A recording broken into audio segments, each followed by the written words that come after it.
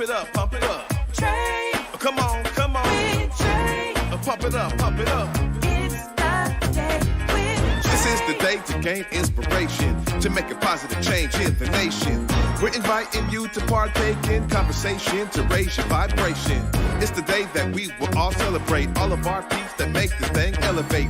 Watch the negative fade away, cause it's the day with Trae.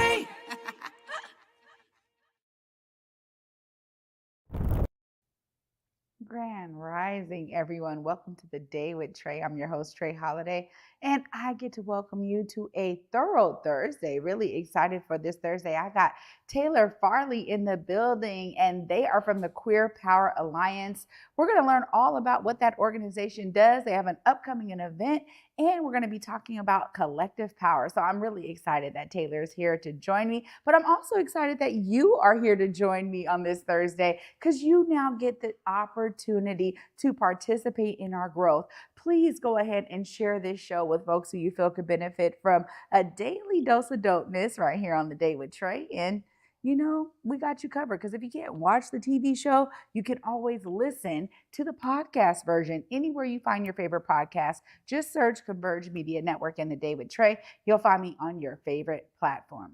Well, before I get into it with Taylor, I do want to talk a bit about what it means to not only be in community, but to be building collective power.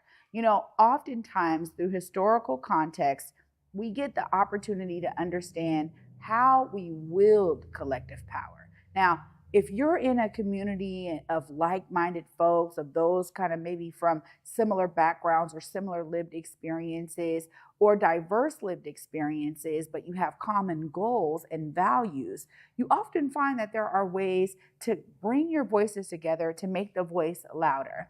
And for me, of course, I got to experience this in so many different ways when it comes to advocacy and be inspired and empowered by those that came before me to pave the way of what that looked like. Now, you think about some of the best ways that collective power is wielded, and oftentimes it's in singular issues or a block of issues together with a singular theme. And we've seen this over and over again. This past week, I actually got the chance to be at the Bird Bar Gala and hear Angela Davis, of course, the Angela Davis, with the powerful Black Panther Party, talk about what it was like to build collective power and what we need to be doing today. And one of the things that she said to all of the audience that really struck me was when we are thinking about this political season we're in, ultimately, we do have a candidate maybe that speaks a little bit more to our values or speaks a little bit more to our lived experience, or we like what they're talking about in terms of their political platform and what they're going to address. But one of the things that she said we need to do is once we have someone elected, we need to continue to press them for the issues that matter to us. And this is something we don't do oftentimes, right? We think, hey, you ran on a certain platform, now we're going to sit back and watch you do it. But what really happens is that things move when people bring their voices together to push those leaders to make bold choices and to make changes that are going to positively impact their lives. Without that push, we see that we're sitting here kind of waiting for something to happen. And sometimes we're disappointed, no matter who the candidate is. We're disappointed because, oh man, they're not doing the thing they said, or I'm not seeing it. I'm not feeling the impact. And so we really have to be empowered in terms of our collective voice and collective action to continue to press for the things that matter to us in our communities. That's what gets me excited about being able to spotlight someone like Taylor here today and Queer Power Alliance, because honestly, to bring your power together for some specific issues that matter is really powerful and it's inspiring. Y'all know I love a good inspiring story here on The Day with Trae, but I also want you to be inspired to be thinking about how you're being an informed voter. You know, this is that time. You know, there's plenty that's been out there, plenty of debates locally, nationally, but really think about what you're doing with your vote. Now, it matters that you are participating, number one, Whether you believe it or not, it matters that we participate. And furthermore, it matters that you bring your voice into something that allows your voice to be amplified and elevated through collectivism. So, when you're thinking about those issues that matter to you most, who else out there cares about those issues? Are there nonprofit organizations who are champions of those specific issues that matter to you? Are there other leaders in your community that you can connect with who are making waves around those issues or who are amplifying it with their platforms?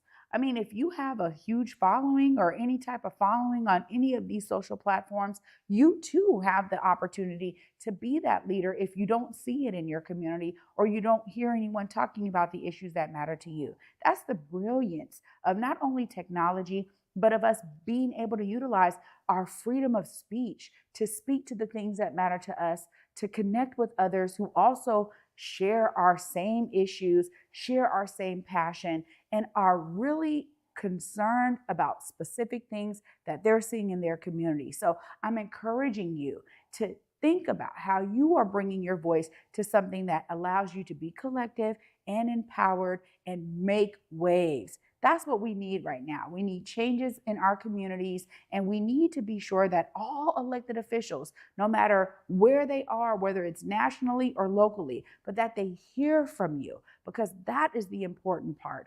They are there to really work on behalf of the people, and we have to continue to encourage them to understand the issues that are prevalent to us in our community. So I encourage you, I'm encouraging you now. If you don't have that collective nature of your voice, I'm encouraging you to find it. If you're someone who's not as informed on what kind of policies these candidates are pushing, I'm encouraging you to get informed. Now is the time to do it. And honestly, this is how you set up future generations to understand the power of collective voice by you wielding your voice in a collective way. Well, after this short break, y'all, I get the opportunity to talk to Taylor Farley, who's coming up next with the Queer Power Alliance. You don't want to miss this. Stay tuned. You're watching The Day with Trae.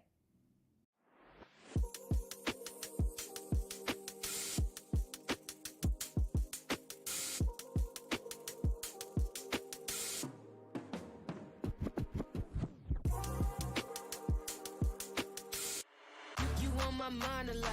Don't need no time watch. I don't know how I got you in my pocket spot. Yeah, that's babe, need you every day. You seem like the barging down. Got my heart no barging in. From the bed to the floor to the couch. Might wake the neighbors up. Break you in and break you out. In the end, we gon' make a child. Then we gon' hit the show. Part 2, we don't need no pause. You miss me, we gon' get tipsy. Don't need a power shot. Copy my steel. Face the fact that copy my steel.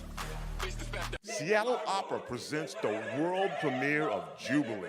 Jubilee follows the historic Fisk Jubilee Singers' initial tours following the Civil War. While raising funds for the fledgling Fisk University, the group shared their music around the world, showcasing more than 40 African-American spirituals such as Swing Low, Sweet Chariot, Deep River, and Wade in the Water. Jubilee is not to be missed. October 12th through 26th at McCaw Hall. Details at seattleopera.org.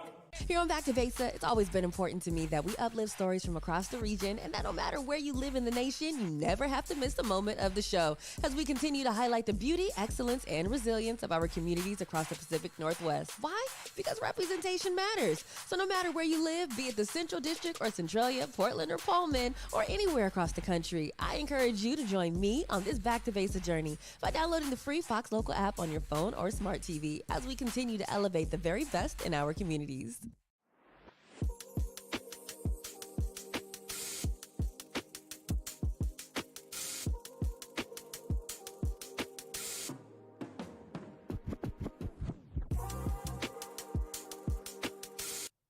Welcome back, everyone, to The Day with Trae. I'm your host, Trae Holiday. Joining me right now is Taylor. Hi, Taylor. Hello. Thank you for letting me be here. Yeah, thanks for coming through. Now, this right here is an organization that's doing some phenomenal things. I want to hear about the history of Queer Power Alliance and what got you started with it. Well, the history of it, we've been around since 2005, and it was started by activists. And a group of activists came together and said that they needed to put something for LGBTQ community. And they went with it. We became a nonprofit in 2018, and we were LGBTQ allyship at the time. And when I became the program manager, which was just at the peak of the pandemic, I started becoming the program manager. And then our executive director stepped down, and I ended up a year later becoming the executive director. And at that time, I really wanted it to resemble exactly what we were trying to push for. So Queer Power Alliance became our new name through the help of our staff and our board. And we pushed forward for that. And that has led to our mission, which is really still the same. But we taglined it for exactly so people knew what we were doing, which is building collective power for LGBTQIA plus liberation. Wow.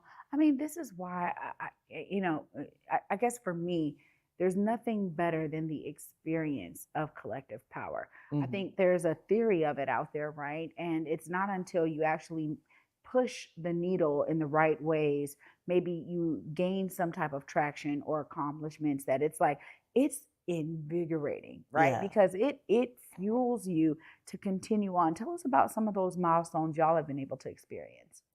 Well, what's been really great in the last 2 years, so we were blessed to get COO and Best Start for Kids funding, and that is a partnership that we're doing with Spokane and Antonomanos, and making sure that we are bringing together folks to find out where in South King County services are lacking.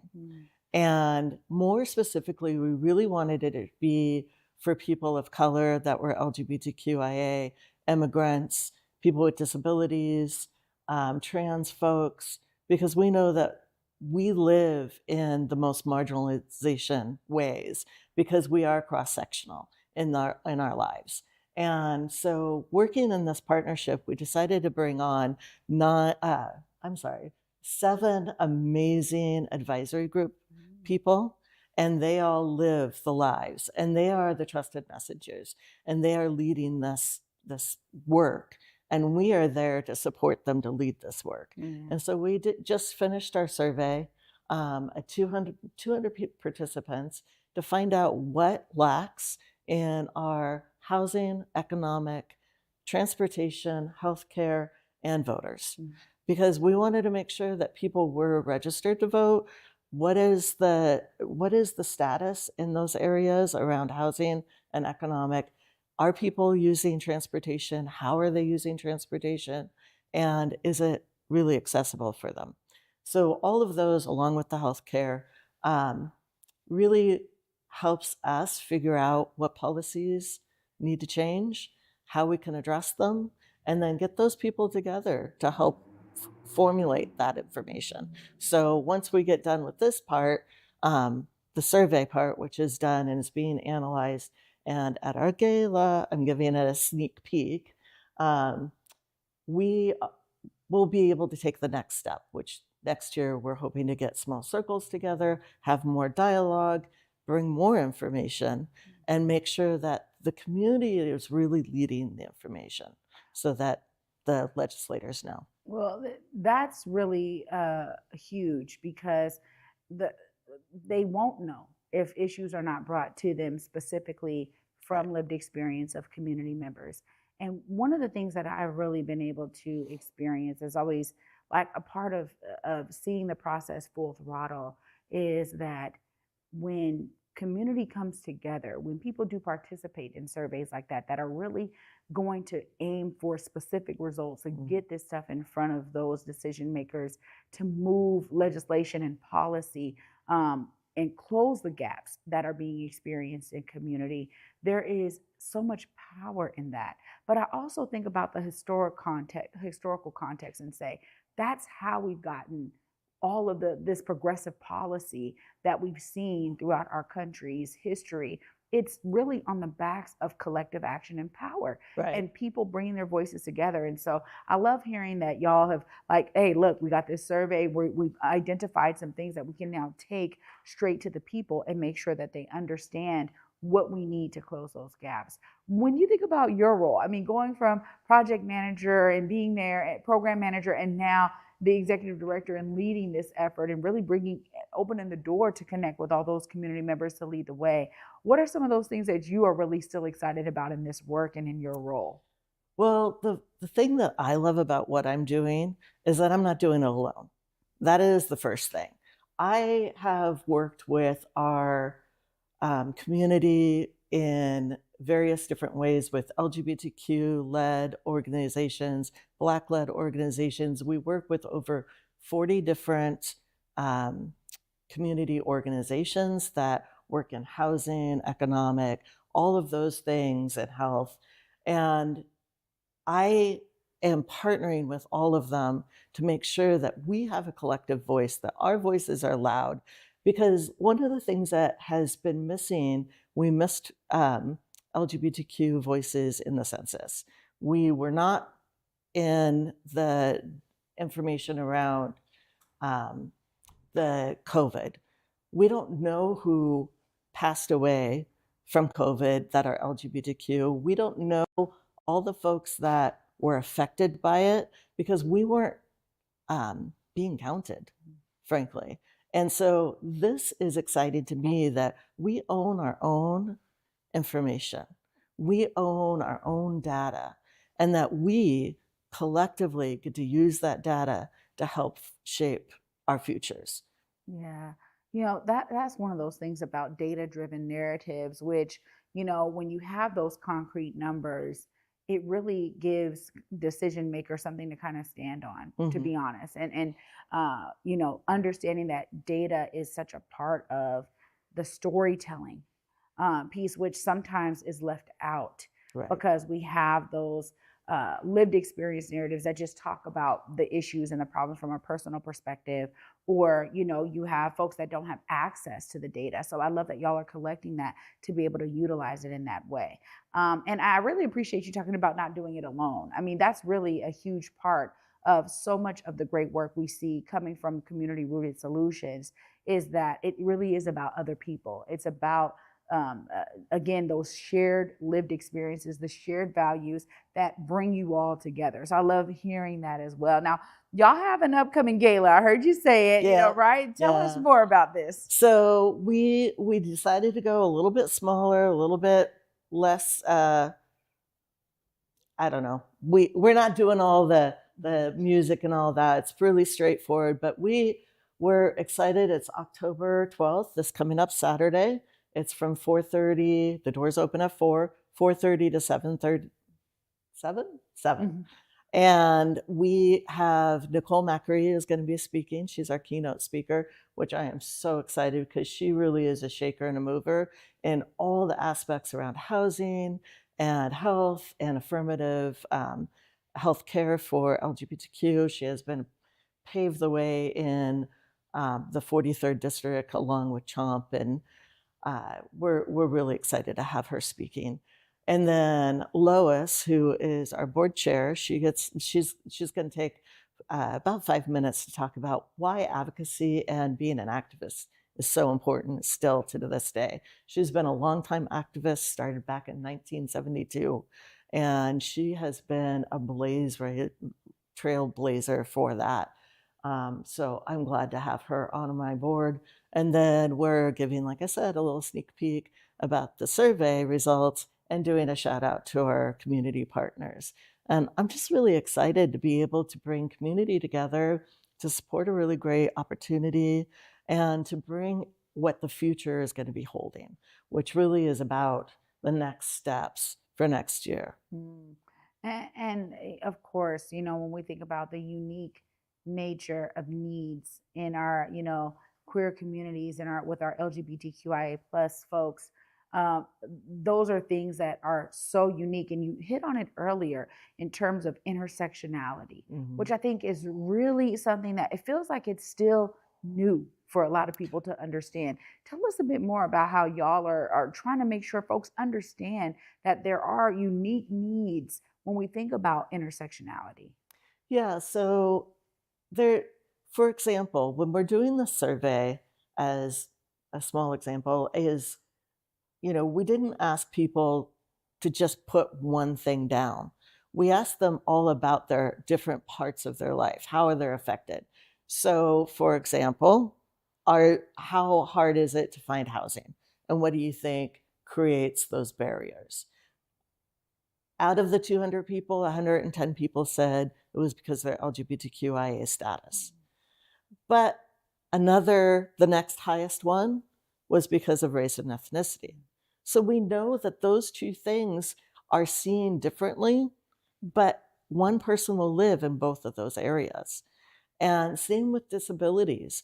When we're talking about economic and we're talking about people needing maybe accommodations made, they have to navigate that and also their LGBTQ status. So those two areas we have to start thinking about when we're addressing people, we're addressing the whole person rather than picking out these one anomalies that we think that they live. Yeah. And then the other thing too is that Queer Power Alliance definitely believes that when we're addressing our most marginalized folks, then we're able to help support all of those others. Yeah. And so we're not just fighting for LGBTQIA, we're fighting for everybody when it comes right down to it, because we are living in the most marginalized areas.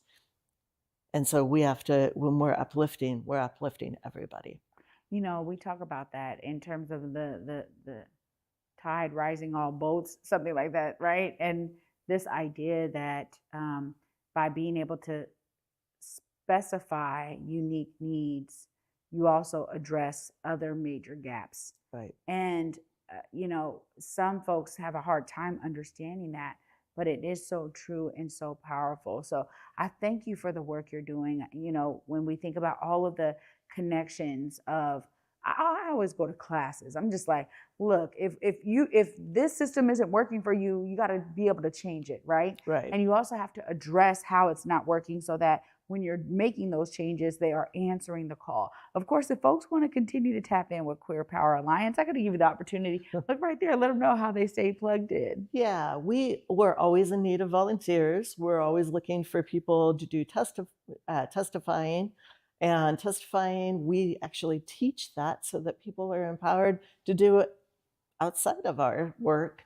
And then you can always check us out at queerpoweralliance.org or our Facebook or Instagram. We're always on those. And I have to put a plug in for voting. Voting is so important. Your voice does matter. You said it earlier. I am a firm believer that the local stuff that's happening, we want to make sure that you're doing the 5-ticket part, hold them accountable as the 3rd ticket, and making sure that you fill out from top to bottom. Don't just go, I know who the president is that I want to vote for. Make sure that you're getting informed about all the initiatives, the propositions that are coming. Those are just as important because those are going to affect our lives. Taylor, absolutely. And thank you so much for being here with me Thank today. you. Thanks for this opportunity again. Wow. I love it. Taylor's absolutely right in terms of being an informed voter. And I'm going to try to give you a good resource that's been helping me. I'll share it with you right after this short break. Stay tuned. You're watching The Day with Trae. Hey, what's up, everyone? It's Trae Holiday. We're teaming up with Public Health Seattle and King County to remind you that back to school time means making sure your kids are up to date on their vaccinations. Public Health Seattle and King County is offering free back-to-school vaccine clinics for kids ages 0 to 18 all fall. You heard that right, free. No matter what your insurance situation is, they got you covered. Getting your kids vaccinated is the best way to protect them from serious diseases like measles, mumps, and whooping cough, and it's required for them to attend school or childcare. So call your health clinic pediatrician or doctor today to make sure your kids have all their required vaccinations. You can also visit kingcounty.gov/find-a-clinic to find a clinic near you. Let's work together to keep our kids healthy and in school. Peace.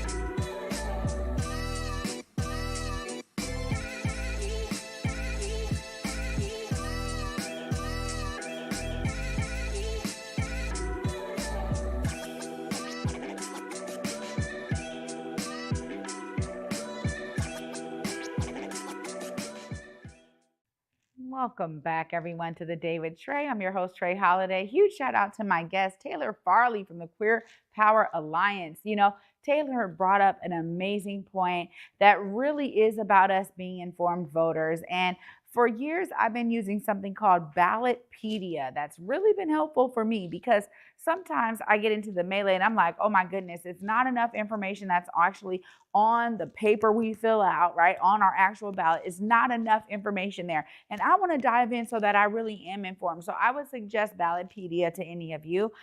You know, they have all of the initiatives that are on the ballot. They have it for our local area, and you'll be able to really fine tune your understanding of what you're voting for when it comes to all of those initiatives. So check out Ballotpedia, y'all.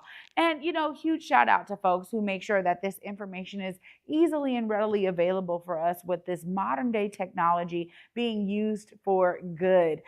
Also, you know, when we talk about collective action, collective power, find that collective body that you belong to and be inspired by the work of folks like Taylor, who are utilizing their energy, time, and treasure and talents to pour into the community that they are a part of to make it better for others and for future generations. I'm always inspired here, y'all, and I am grateful that The Day with Trae continues to work to bring you more and more inspiration so you can be engaged not only in your local community, but in issues that matter to you and make this world a better place for us all. Well, with that, y'all know I get to close out today, but I'll be back with you tomorrow to wrap up the week. Until then, at 11 a.m., y'all. Peace.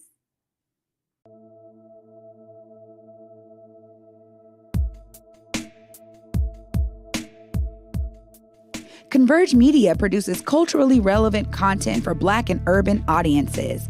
Our coverage is raw, transparent, and objective, praised by community leaders, government officials, and residents. Support Converge Media today via Venmo, Cash App, or PayPal at Converge Media.